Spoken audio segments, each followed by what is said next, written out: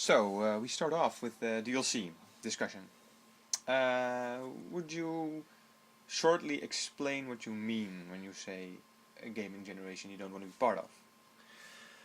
Well, the biggest part of which bumps me into the chest is game developers kind of cheap their way out of finishing the games these days.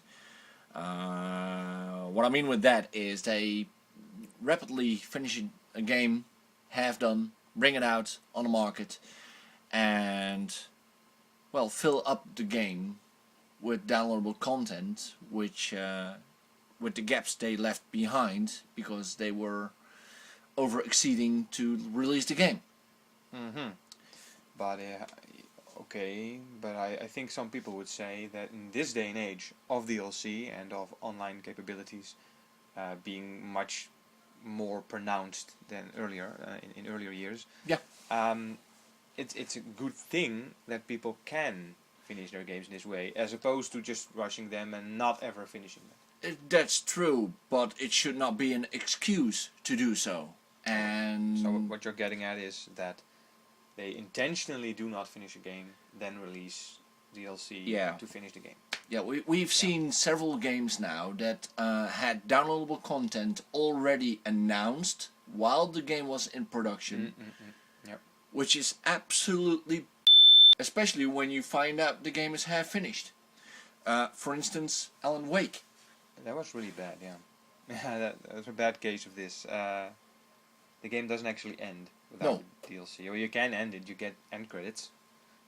True, but the story doesn't end. No. You know, just to know the end of the story, you have to buy the downloadable content. Okay, you get one for free, which I think is okay, fine, but how does that make sense? That's like a teaser. And then you still need another part. Yeah. And you have to pay for that. Yeah. Well, I didn't do it. Well, I don't know how it ends. I didn't do it. I like you. But it's stupid. The game's okay, I guess. Had fun playing through it, but this is just bullshit. Indeed. Yeah. And that is really the part that bumps me into the chest. And then we have the other stuff that is the lockdown if you buy a second-hand game. Yeah, I hate that too. Yeah. Which is absolutely too, because if you play a game, buy a game, and it says that it's able to be played online, you should be able to play it online no matter if it's brand new or second-hand. Well, of course I do understand that they don't like us buying second-hand games. Yeah, indeed. And that's probably why they did it. Obviously. But it shouldn't be. Yeah, as a gamer, I'd say I'd rather didn't want them doing it. Yeah. But I can understand why they do it. It's a business after all, making games. Yeah, but who decides this? Is that the developer that decides this? I don't think so. No, not necessarily. This is pure sale department and publishers. They just want to see money and make money, or don't want to lose money. The problem is, I really feel that they are after my money. And well, that's not what I want when I play a game. Yeah, well, they are after your money. Yeah, well, it's okay. It's fine with that, but let's put it this way: if they create a good game, then I will buy any downloadable content that will be coming out for. I don't mind if the game is good. So I kind of see that as a reward system from me to them. Yeah, okay. More like a thank you. It should not be the other way around. Not create a half game, having me wonder if the game is going to be ending well, or something like that. Yeah, the half game issue I understand. I agree that a game should be finished. You don't announce DLC to finish a game before the game is even out. Indeed. I agree, but DLC that making DLC unavailable for or not freely available for second-hand buyers. Mm-hmm. Less so, I understand. So I hate it when second-hand games. I buy second-hand games all the time. Yeah. I'm a cheapskate. Hey, I have a lot of money, dude, you're a student. I know. So I buy a lot of second-hand games, Yeah. and most of the time I can still buy DLC for second-hand games. I have to pay for it. Yeah. If in most cases I have to pay for it anyhow, even if I buy it first-hand. But sometimes, for example, Mass Effect 2 is a great example. You have a DLC service, which is in itself kind of bullshit, but the service is free unless you buy it second-hand, because then you have to pay for it, because there's a code, 1200 even. There's a code Yeah. that makes it free. You get it if you Yeah. buy the game. So I think you can technically buy a second-hand game with the code still intact, but that usually doesn't happen. No. So basically, you have to pay the 1200 Microsoft points to get the download service. You don't actually get anything. You just get the option of downloading DLC for 1200 points. Oh well. Well, that's a very harsh. The second-hand part somewhere I can understand. Yeah. But now, if you're in my shoes, I got 2 consoles over here and I got kids. If I buy a game, and I play it on one console, and my kids want to play it on the other console, I have a problem, because I have to pay 1200 Microsoft points to get it on that console. Yeah. While I'm in the same bloody house. Yeah. And I'm the same user. Yeah, well, it's like that often. So, therefore, I think what they are doing with that is not legal. Well, I don't know if it's not legal. I don't think it's legal. I don't know. You can't tell a user that a game is suddenly locked to your console. It's totally locked to your console. Sure you can. But if you have 2 consoles, you're just screwed, basically. Yeah, well, that's your problem, I think, basically. Yeah, well, That's shouldn't what I be. think. It shouldn't be my problem. Oh, I don't know if there's... I bought the game, so the game is mine. And I Mhm. would be able to play it anywhere on any console I want to play it on, because it's my game. Yeah, but the game comes with a free code with DLC, and But well, you can in only order do that on one console. But in order for that system to work, you have to use the code, and that code can only be used at one time. You're not technically the same user on another console, because your gamer profile is different. So you have to... Yeah, but even if I moved my profile to the other account on the other console, it still locks me out, because the downloadable content is on the other console. Yeah, I don't know. And you have to swap data, and data swapping with the new consoles is not really easy. No, but that... I agree, I guess, but it does sort of seem like a luxury problem. I don't think many people have 2 consoles. Still... I don't have 2 consoles. Yeah, well, still... They give me a problem that I shouldn't have. Okay, yeah, let's I don't feel so put... strongly let's... about that. let's... There is also a positive side to downloadable content. Obviously. Because there are companies that finish a game perfectly, and you had great fun with, and they come out with like an extension downloadable content, so not fill in downloadable content, but extend downloadable content, which absolutely extends the game. Yeah, well, So it doesn't fill in the gaps, but it just extends the game. Yeah, sure. Let's get this straight. DLC by itself, just the concept of downloadable content, adding things, being able to add things to existing games, is great. I mean, it can give us a whole lot of new replayability, new areas for games, new options. It can even give us tweaks. Yeah, but you have to usually, of course, you have to agree with me, right? If you have a game that's half finished and you have fill-in downloadable content, Yep. it's not good downloadable content. That kind of downloadable content should be for really cheap Well, it's not necessarily. or even free. It's not necessarily not good downloadable content. It is just not making sense that it is downloadable content. Well, it's making sense from a business standpoint, Yeah. but it feels kind of bullshit Yeah, as a but consumer. like I said, in those cases, it should be either free or very low cost. And You can always take the BioWare route and just announce downloadable content way before the game even comes out, and then give it for people for free if they pre-order the game, just so they pre-order it. Yeah. I mean, Oh, that's, okay. I don't agree with that too, but No, that's you can do it. not the way to do it. No, it actually feels like they're sort of ripping you off. Yeah. Ripping other people off who don't want to pre-order it. Indeed.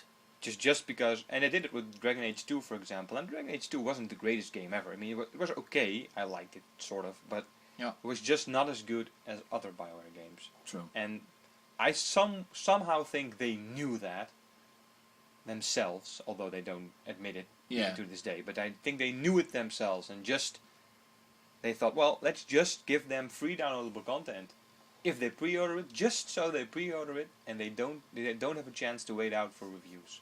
Yeah, indeed. And that's thievery, really. Yeah, well, that's the big problem that I have with In a fast form, I admit. That's what I mean. That's the whole problem that I have with a fill up downloadable content. You can't announce bloody downloadable content if the game is still in bloody production. Now, in their defense, they did add downloadable content that you don't need. That's actually just an add-on. Yeah. And it was pretty okay. So they can do it. They've done so before. Yeah, but it shouldn't be like that. It should be on the disc. If the game is still in production, it should be on the disc. Yeah. No, I agree. No matter what. Yep. If it's like Criterion did with Burnout Paradise, like almost a year after the game was released, they came out with more stuff. And a half year after that, they came out with more stuff. That feels logical and it feels natural. And that's the add-on downloadable content, what I'm talking about. That's the right way to do it. And they earn it. That's the only way to do it. That's the only way to do it. The only reasonable way to do it. Indeed. Let's set straight. It's not if the only way. If they do it like that, I am very favorable to the developer. I really like them for that. But if they do the other way around, finishing up a half-finished game, announcing downloadable content before even the game is launched, so that basically means give us €60, and on top of that, buy the downloadable content. Otherwise, you won't have the full game. Oh, but they can even screw up with just add-on content. Take for example Super Street Fighter 4 Arcade Edition. Yeah. Yeah. I think it's great that they have that downloadable content. I feel this one coming. coming. That's great. But why is it so pricey? Yeah. It's incredibly pricey. It's 1,200 Microsoft points. It's completely off the record.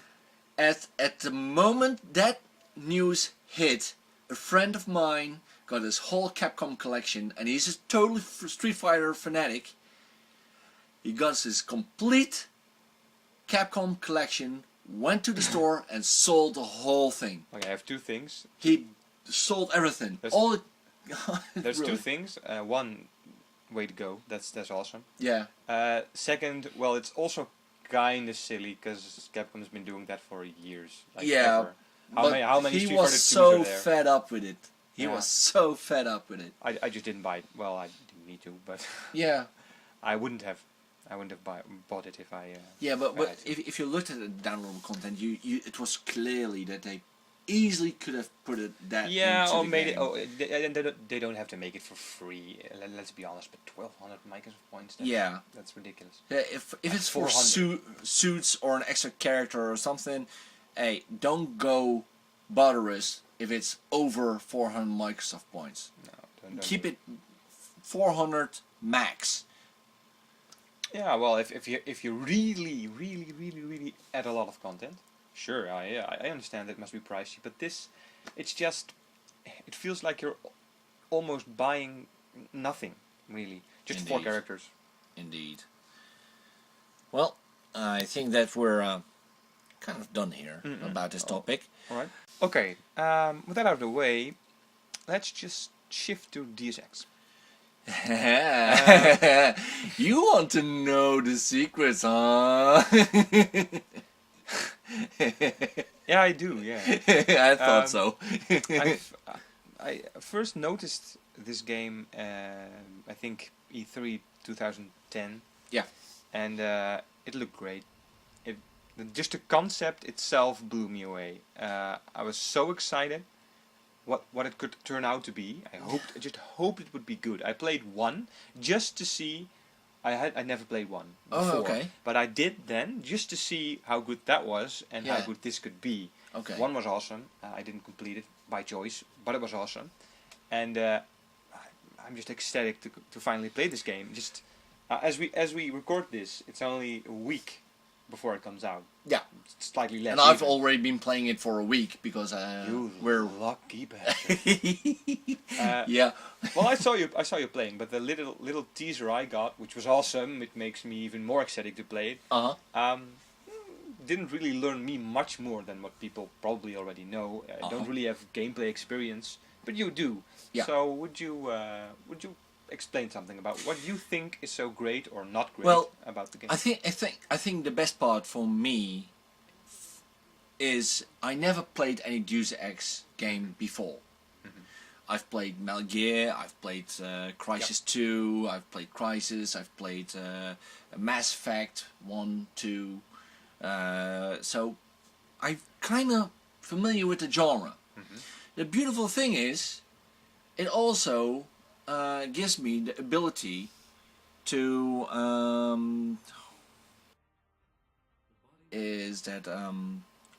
I've played those games and I have a good feeling of what a good game in that genre should be or should not be. The thing that I didn't like about Crysis 2 is that it was very much in your face. You had a choice to sneak, but it was sometimes almost nearly impossible. So you had to fight. But isn't okay? I get that, but Crysis is more so supposed to be a shooter. Let me finish. The reason why I say Crysis is a bit like Deus Ex 2 is because Deus Ex has the technology feature, which is strongly present in Crysis 2 too. Yeah. Therefore, that part and Deus Ex are similar. They took the best part of Crysis 2, put it in Deus Ex. They left the bad part of Crysis 2 out. Then the technology part, you mean the upgradable upgradable body armor, stuff like that. I know what you mean, but you could do that in 1. So I know. It's pretty old, actually. Yeah, but I know what you mean. Yeah. Crysis 1 was like that too. Mhm. Okay. Then you got Metal Gear. Yeah. The game of sneak. You know, sneaking around, Of course. living in the box. Yeah, I know.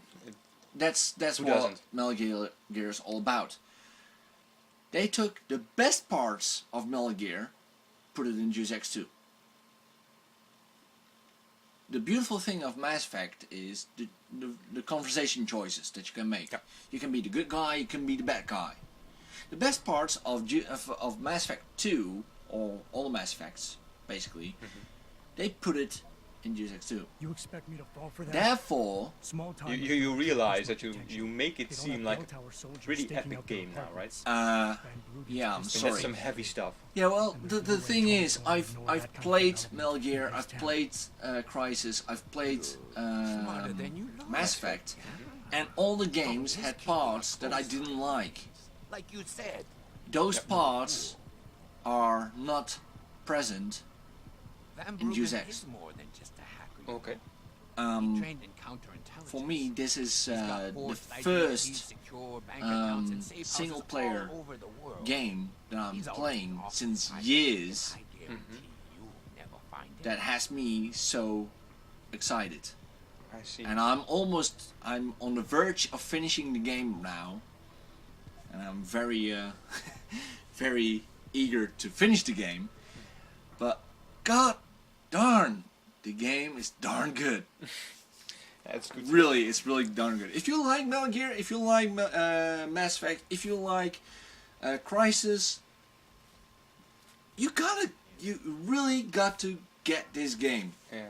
And I'm not going to use the words epic or massive or whatever, Oh, I did. Sorry. but it's a very good game. And if I would give it a score, and you will probably read this in my review, therefore I'm not going to give it. Read the tease. review on nisute.com. I hope it's half as good as even half as good as you make it sound, but I'm pretty sure it will be. You've seen parts what I of it. saw was awesome. Yeah. It looks good. Nice atmosphere, which I always like in games. The things that I always keep an eye out for is bugs. Mm-hmm. I hate bugs in games. Yes. This game, I only managed to see one minor bug. Wow, that's forgivable. Yeah. Yeah. It was a CPU player that was that bumped into a steady CPU player, so a store-based CPU Oh. player. So it was kind of in the way, and for some reason the bots didn't see it. So that was forgivable. That's the only. Like I said, I'm on the verge of finishing the game, and that's the only freaking time that I found a little bug in it. And the game is amazing. Now, what I've been told, what other reviews have told me, which is I think important for people who listen and who knew Deus Ex 1. Yeah. From back in 2000 or something. Yeah. It's a long time ago. That's a long time ago, yeah. But they probably want to know whether or not Deus Ex Human Revolution can live up to Deus Ex 1. I don't know yet, which is unfortunate. You haven't played the first. I would not know. I never played Deus Ex. Exactly. But what I've read, it's definitely a worthy sequel.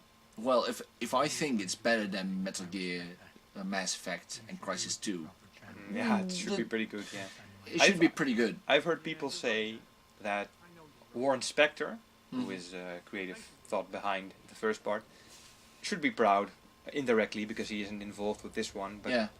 he could be proud, and that's saying something. So for all those who want to know whether or not it's as good as Deus Ex 1, I don't know, but it's at least a worthy sequel. Yeah. You won't be disappointed if you liked Deus Ex 1. And other than that, read the review, guys. Read the review. Absolutely. Okay, then lastly, the E3 2011 and Gamescom 2011. Yeah. There's a lot of things that happened, games that were announced, things that were great, maybe less great. People probably read all about this. I don't want to go too deep into it, No, yeah. but I just can't let this summer pass by without me saying anything about Wii U. Because that's the Wii most... U. it's a stupid name. Yeah. But that is the most... I don't know, the thing that drew the most attention. Let's Yeah. say it like that. Bad or good. Mostly not that good, but whatever. Well, So- what's your view about it then? I have a very clear view about it, but My I first view? want to hear your one. Okay, my view is the Wii U, besides the atrocious name, is, I don't know, it's supposed to be as powerful or slightly more powerful than consoles we already have, Yeah. like PS3, and I think that's just too little too late. Yeah. It's just too little too late. If they seem, the only way they can make up for that is probably to appeal to an audience that doesn't care about graphics and power. And you know who True. those people are? Mm-hmm. More casual people. Yeah, no. I think that's true. No, because I don't really care about graphics. I care about good games. You And that's do. something that the Nintendo Wii really lacked. Yes, I know. But it's true that if I want to make an easy casual game, like the Wii did, I don't need good graphics at all. I don't need them. No, but look at Mario Galaxy. Awesome game, really awesome game.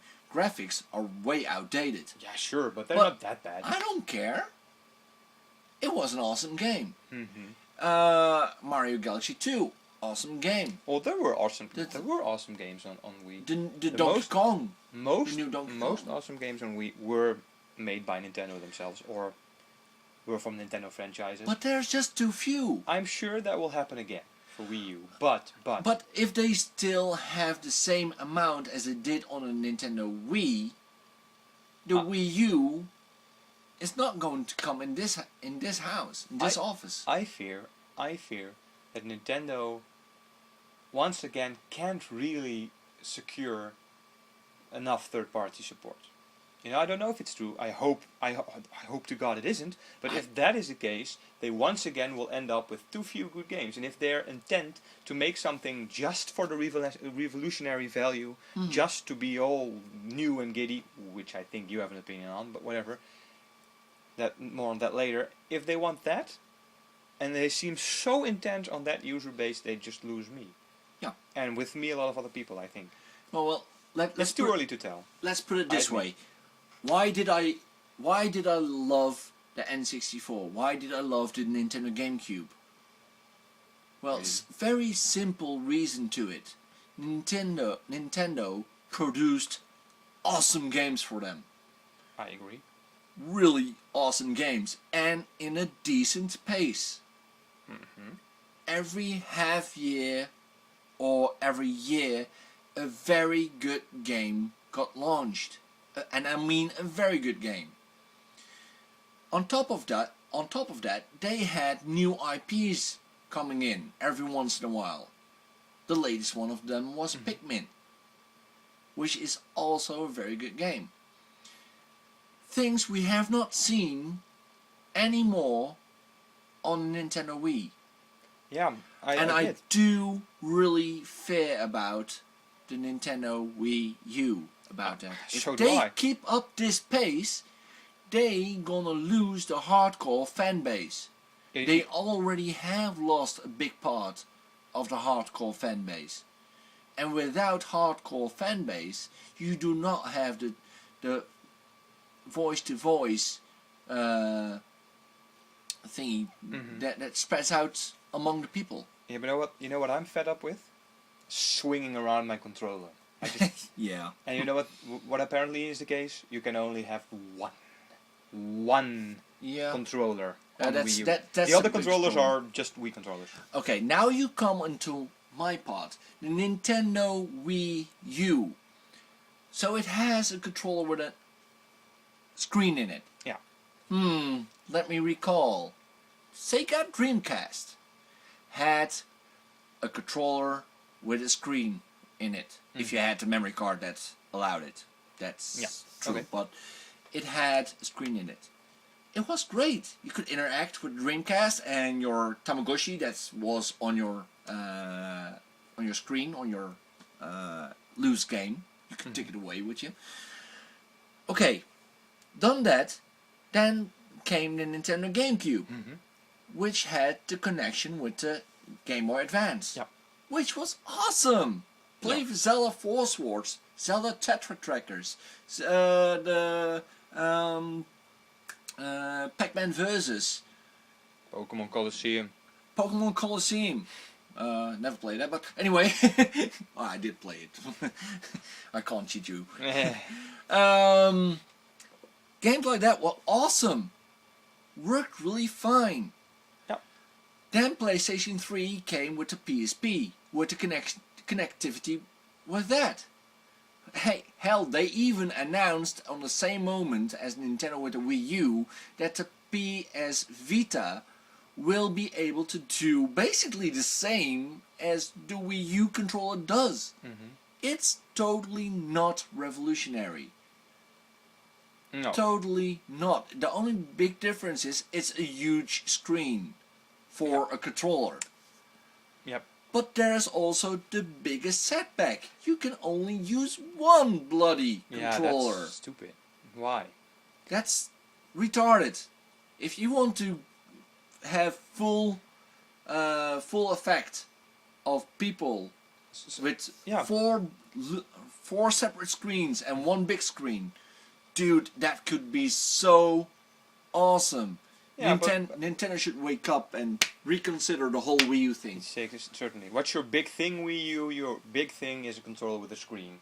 Yeah. Why can we have only one controller with a screen? Yeah, well, Nintendo GameCube had 4.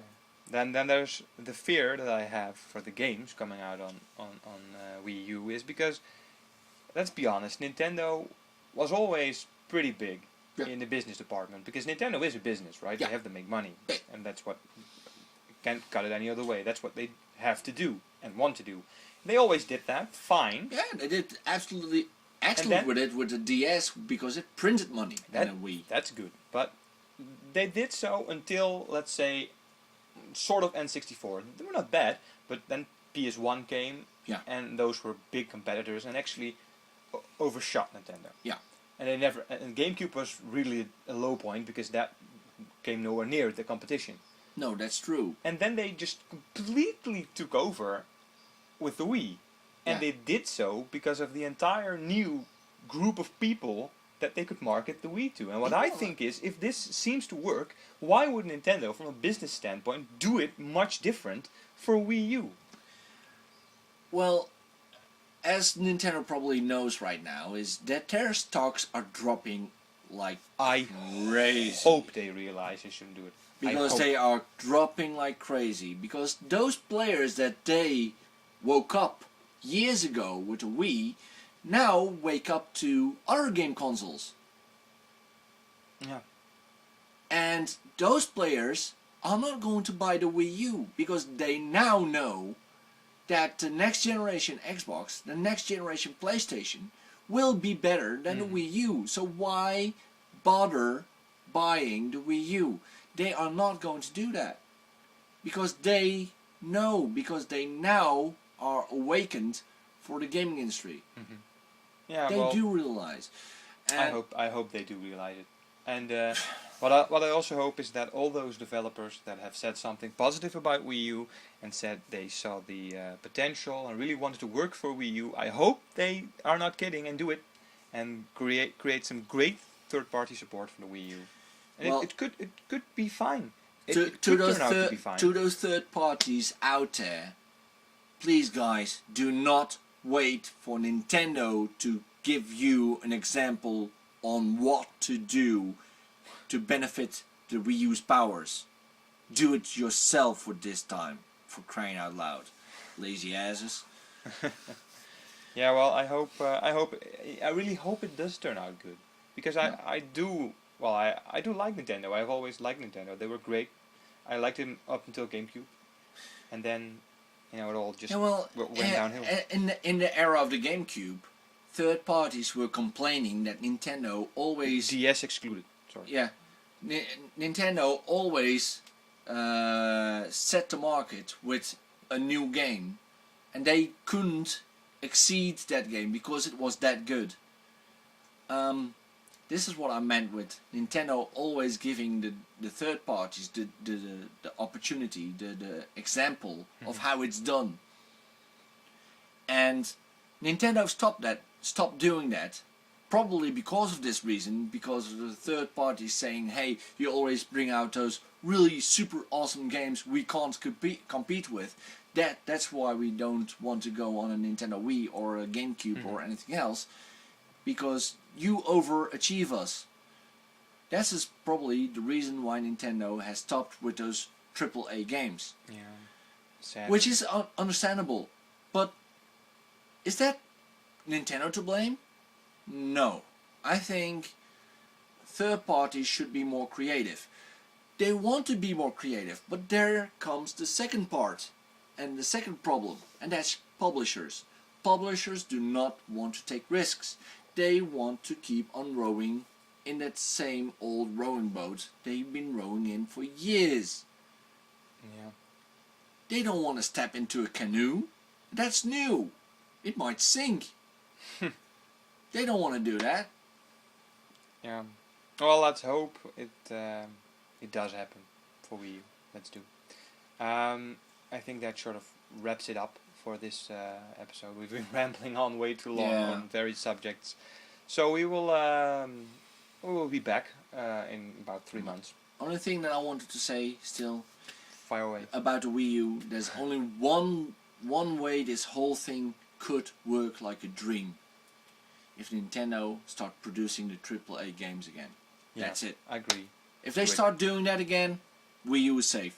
I will buy Wii U and the controllers and the whole boo-ha. I don't care. I will support Nintendo. But until now, if Nintendo still has the same attitude as with the Wii, I probably won't bother with the Wii U too much. I have to buy it. I have to get it because we're in stay. Yeah. So I have to get it. That's your fate. So yeah. But yeah, I will not probably be bothered too much if they wouldn't do that. Anyway, we were closing down. Yeah. Well, that's it for today then. We will be back in about 3 months, I guess. Yeah. Talking about new subjects. Yeah. And hopefully you listen to us once again. Yeah, well, around that time we'll be around Christmas time, Yeah, almost. holidays times. Almost. Yeah. So for Europe. Then we'll make it extra interesting because I'm looking forward to give a recap on what we thought of this year. Yeah. It's always great to do that. So Indeed. we will. Okay. So you can look forward to that. With that being said, we now close off. I hope you had fun, and see you next time. See you guys next time. Bye. Bye bye.